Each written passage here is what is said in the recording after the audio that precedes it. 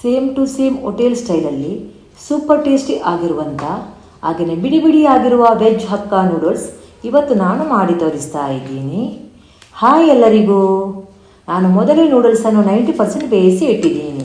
ಇದನ್ನು gas stove on ಮಾಡಿ ಪಾತ್ರೆಯಲ್ಲಿ 3/4 ಲೀಟರ್ ನೀರು ಹಾಕಿ ಇದಕ್ಕೆ 1 ಟೀ ಸ್ಪೂನ್ ಉಪ್ಪು ಹಾಕಿ ಒಳ್ಳೆ ಕುದಿ ಬರುವಾಗ 350 ಗ್ರಾಮ್ ನೂಡಲ್ಸ್ ಹಾಕಿ ಹೈ ಫ್ಲೇಮಲ್ಲಿ 3-4 ನಿಮಿಷ 90% ಬೇಯಿಸಿ ದಪ್ಪ ಆಗುವಾಗ ಇದನ್ನು ತಣ್ಣಗೆ ನೀರಲ್ಲಿ ಹಾಕಿ ನಂತರ ಗಾಳಿಸಿ ಇಟ್ಟು ನೂಡಲ್ಸ್ ಮೇಲೆ 1 ಟೀ ಸ್ಪೂನ್ ತೆಂಗಿನ ಎಣ್ಣೆಯನ್ನು ಹಾಕಿ ನೂಡಲ್ಸನ್ನು ಒಳ್ಳೆ ಮಾಡಿ ಮಿಕ್ಸ್ ಮಾಡಿ ಇಟ್ಟಿದ್ದೀನಿ.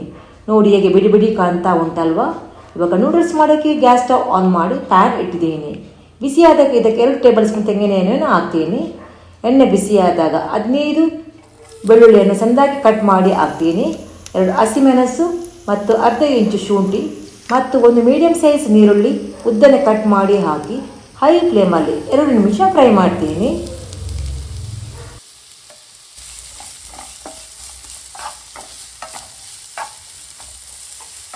ಇವಾಗ ಇದಕ್ಕೆ ಹಸಿ ತರಕಾರಿಯನ್ನು ಹಾಕ್ತೀನಿ. 1 ಕಪ್ ಉದ್ದನೆ ಕಟ್ ಮಾಡಿದ ಕ್ಯಾರೆಟ್, 1 ಕಪ್ ಉದ್ದನೆ ಕಟ್ ಮಾಡಿದ ಕ್ಯಾಬೇಜ್ ಮತ್ತು 1 ಕಪ್ ಉದ್ದನೆ ಕಟ್ ಮಾಡಿದ ಕ್ಯಾಪ್ಸಿಕಮ್ ಹಾಕಿ ಮಿಕ್ಸ್ ಮಾಡ್ತೀನಿ.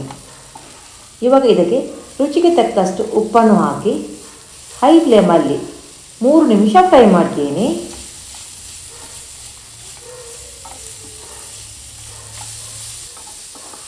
ಮೂರು ನಿಮಿಷ ಆಗಿದೆ. ಇವಾಗ ಬೇಯಿಸಿಟ್ಟ ನೂಡಲ್ಸ್ ಹಾಕಿ ಮಿಕ್ಸ್ ಮಾಡ್ತೀನಿ.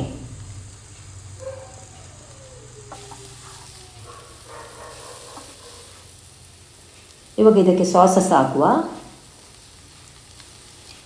1 tea spoon chilli sauce, 1 table spoon soya sauce, 2 tea spoon tomato sauce ಮತ್ತು 1 ಟೀ ಸ್ಪೂನ್ ವಿನಿಗರ್ ಹಾಕಿ ಒಳ್ಳೆ ಮಾಡಿ ಮಿಕ್ಸ್ ಮಾಡ್ತೀನಿ.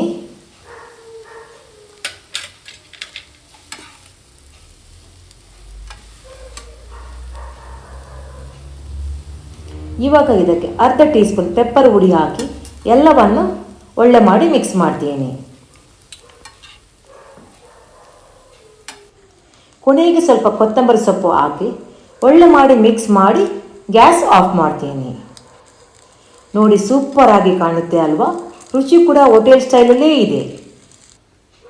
ನನ್ನ ಇವತ್ತಿನ ವೆಜ್ ನೂಡಲ್ಸ್ ರೆಸಿಪಿ ನಿಮಗೆ ಇಷ್ಟವಾದರೆ ಒಂದು ಲೈಕ್ ಕೊಡಿ. ಎಲ್ಲರಿಗೂ ಥ್ಯಾಂಕ್ ಯು ಫಾರ್ ವಾಚಿಂಗ್.